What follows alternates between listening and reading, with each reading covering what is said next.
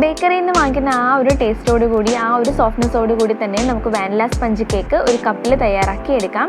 അത് വളരെ സിമ്പിളായിട്ട് തന്നെ നല്ല സോഫ്റ്റ് ആയിട്ടുള്ളൊരു കേക്കാണ്. അപ്പോൾ അതെങ്ങനെ തയ്യാറാക്കി എടുക്കുന്നതെന്ന് നോക്കാം. ബേക്കറിയിൽ സാധാരണയായിട്ട് കേക്ക് ജെൽ വെച്ചിട്ടാണ് കേക്ക് ചെയ്യുന്നത്. അതൊരു നമുക്ക് ഹെൽത്ത് ഇഷ്യൂസൊക്കെ ഉണ്ടാക്കുന്നതാണ്. അതുകൊണ്ട് തന്നെ നമുക്ക് ഹെൽത്ത് ഇഷ്യൂസ് ഒന്നും വരാതെ തന്നെ നമുക്ക് വീട്ടിൽ തന്നെ ഒരു കേക്ക് തയ്യാറാക്കി എടുക്കാം.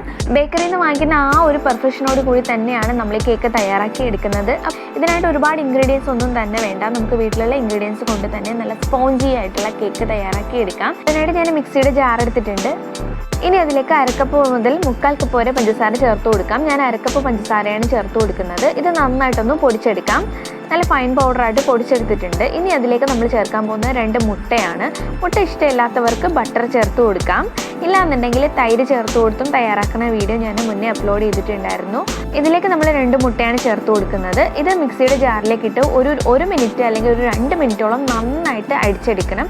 നന്നായിട്ട് ഇതൊന്ന് പതഞ്ഞ് വരണം. ആ ഒരു രീതിയിൽ തന്നെ നമുക്കിതൊന്ന് മിക്സിയുടെ ജാറിലേക്ക് ഇട്ട് അടിച്ചെടുക്കാം. ഇപ്പോൾ ഞാനൊരു 2 മിനിറ്റോളം നിർത്തി അടിച്ചെടുത്തിട്ടുണ്ട്. ഇപ്പോൾ നന്നായിട്ട് പതഞ്ഞ് വന്നിട്ടുണ്ട്. ഇനി അതിലേക്ക് വാനില എസൻസ് കൂടി ചേർത്ത് ഒരു 5 മിനിറ്റോളം ഇത് ഹാൻഡ് വിസ്ക് യൂസ് ചെയ്ത് നന്നായിട്ടൊന്ന് പതപ്പിച്ചെടുക്കാം. മുട്ട എത്രത്തോളം നന്നായിട്ട് പതഞ്ഞ് വരുന്നു അതിനനുസരിച്ച് നമ്മുടെ കേക്ക് നല്ല സോഫ്റ്റായിട്ട് കിട്ടുന്നതായിരിക്കും. ഇനി ഇതിലേക്ക് 1 സ്പൂണ് ബേക്കിംഗ് പൗഡർ ചേർത്ത് കൊടുക്കാം. നന്നായിട്ടൊന്ന് ഇതൊക്കെ ഒന്ന് മിക്സ് ചെയ്യണം. നമ്മൾ ഡ്രൈ ഇൻഗ്രീഡിയൻസ് അരച്ചെടുത്തതിന് ശേഷമാണ് ചേർക്കാറ്. അതിന് പകരമായിട്ട് ഞാൻ മുട്ടയിലേക്ക് ഈ ഇൻഗ്രീഡിയൻസ് ഒക്കെ ഓരോന്നോരോന്നായിട്ട് ചേർത്ത് കൊടുക്കുകയാണ് ചെയ്യുന്നത്. ഇനി ഇതിലേക്ക് 1/4 ടേബിൾ സ്പൂൺ ബേക്കിംഗ് സോഡ കൂടി ചേർത്തിട്ടുണ്ട്. ഇത് കൂടി നന്നായിട്ടൊന്ന് മിക്സ് ചെയ്തെടുക്കാം.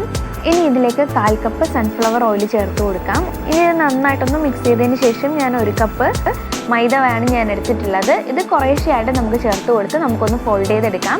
ഒരുപാട് ഓവർ മിക്സ് ചെയ്യരുത്, എങ്കിൽ നമ്മുടെ കേക്ക് നല്ല സോഫ്റ്റായിട്ട് കിട്ടില്ല, ഒരുപാട് പൊങ്ങി വരില്ല. അതുകൊണ്ട് തന്നെ നമ്മളിതൊന്ന് ചെറുതായിട്ടൊന്ന് ഫോൾഡ് ചെയ്തെടുക്കുക മാത്രമേ ചെയ്യാൻ പാടുള്ളൂ. കുറേശ്ശെയായിട്ട് ഇട്ട് കൊടുത്ത് നമുക്കിതുപോലെ ഒന്ന് ഫോൾഡ് ചെയ്തെടുക്കാം.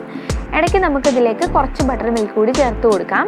ആദ്യം നമുക്കൊരു 1/2 കപ്പോളം നമുക്ക് മൈദ ഇതുപോലെ തട്ടിയതിന് ശേഷം പിന്നീട് നമ്മൾ മൈദ യൂസ് ചെയ്യുമ്പോൾ ബട്ടർ മിൽക്ക് കൂടി ചേർത്തതിന് ശേഷം ഫോൾഡ് ചെയ്തെടുക്കുന്നതായിരിക്കും നല്ലത്. ഒരുപാട് അങ്ങ് തിക്കായി പോകാൻ പാടില്ല, അതുകൊണ്ടാണ്. അപ്പോൾ ഇതുപോലെ ഒന്ന് നമുക്ക് എല്ലാം ഒന്ന് ഫോൾഡ് ചെയ്തെടുക്കാം. 1 കപ്പോളം ഞാൻ ഇതിലേക്ക് മിക്സ് ചെയ്തിട്ടുണ്ട്. ഇതൊന്ന് നമുക്കൊന്ന് നന്നായിട്ടൊന്ന് ഫോൾഡ് ചെയ്തെടുക്കാം. മൈദ ഇല്ലാന്നുണ്ടെങ്കിൽ നമുക്കതിന് പകരമായിട്ട് ഗോതമ്പ് പൊടിയും യൂസ് ചെയ്യാവുന്നതാണ്. ഗോതമ്പ് പൊടി വെച്ച് തയ്യാറാക്കി എടുക്കുന്ന വീഡിയോ കൂടി ഞാൻ അപ്ലോഡ് ചെയ്തിട്ടുണ്ട്.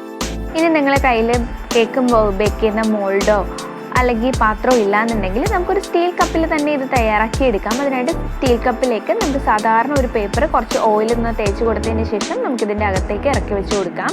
ഇനി നമുക്കൊരു സ്പൂൺ കൊണ്ട് ഇതിൻ്റെ ഒരു 1/4 ഭാഗം നിറയുന്ന രീതിയിൽ നമുക്കിതുപോലെ ഒന്ന് ഒഴിച്ചു കൊടുക്കാം. കേക്ക് ബാറ്റർ ഒഴിച്ചു കൊടുക്കാം.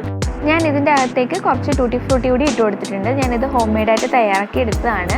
ഇപ്പോൾ ടൂട്ടി ഫ്രൂട്ടി ഇട്ട് കൊടുക്കുമ്പോൾ ഒരുമിച്ച് ഇട്ട് കൊടുത്ത് മിക്സ് ചെയ്തതിന് ശേഷം വേണമെന്നുണ്ടെങ്കിൽ നമുക്ക് പാത്രത്തിലേക്ക് ഒഴിച്ചു കൊടുക്കാമെന്നാണ്. ഇല്ലാന്നുണ്ടെങ്കിൽ ഇതുപോലെ ഇട്ട് ഇടയ്ക്കിടയ്ക്കായിട്ട് ഒന്ന് ഒഴിച്ചു കൊടുക്കാം. ഓരോ ലെയറായിട്ട് ഓരോ സ്പൂൺ ഒഴിച്ചു കൊടുത്തതിന് ശേഷം നമുക്ക് ടൂട്ടി ഫ്രൂട്ടി ഇട്ട് കൊടുക്കാം. ഇല്ലാന്നുണ്ടെങ്കിൽ ചോക്കോ ചിപ്സോ അല്ലാന്നുണ്ടെങ്കിൽ സ്പ്രിംഗ്ലറോ ഇതിൻ്റെ മുകളിലായിട്ട് ഇട്ട് കൊടുക്കാമെന്നാണ്. അപ്പോൾ ഞാനിത് എല്ലാത്തിലും ഒന്ന് ഒഴിച്ചെടുക്കാം. അപ്പോൾ ഞാനൊരു 3 കപ്പിൽ 1/4 ഭാഗം നിറയുന്ന രീതിയിൽ ഞാൻ മാവ് ഒഴിച്ചിട്ടുണ്ട്. ഇനി നമുക്കിതൊന്ന് ഒരു 30 മുതൽ ഒരു 35 മിനിറ്റ് വരെ ഇതൊന്ന് ബേക്ക് ചെയ്തെടുക്കണം. ഞാൻ സാധാരണ ഒരു പാത്രം എടുത്ത് വെച്ചിട്ടുണ്ട്. അത് സ്റ്റാൻഡ് ഇറക്കി വെച്ചതിന് ശേഷം ഒരു 30 മുതൽ ഒരു 35 മിനിറ്റ് വരെയാണ് ബേക്ക് ചെയ്തെടുക്കുന്നത്. ഇപ്പോൾ ഒരു 35 മിനിറ്റ് കഴിഞ്ഞിട്ടുണ്ട്. ഇതൊന്ന് ആറി വന്നതിന് ശേഷം മാത്രം പാത്രത്തിൽ നിന്ന് എടുത്ത് മാറ്റുക, ഗ്ലാസ്സിൽ നിന്ന് എടുത്ത് മാറ്റുക. ഇല്ലാന്നുണ്ടെങ്കിൽ ചിലപ്പോൾ പൊടിഞ്ഞു പോകും. അത്രയ്ക്ക് സോഫ്റ്റ് ആയതുകൊണ്ടാണ് കേക്ക് പൊടിഞ്ഞു പോകുന്നത്. അതുകൊണ്ട് തന്നെ ഒന്ന് ചൂടാറി വന്നതിന് ശേഷം മാത്രം ബട്ടർ പേപ്പർ റിമൂവ് ചെയ്യുക. അതുപോലെ തന്നെ ഗ്ലാസ്സിൽ നിന്ന് റിമൂവ് ചെയ്യാവുന്നതാണ്.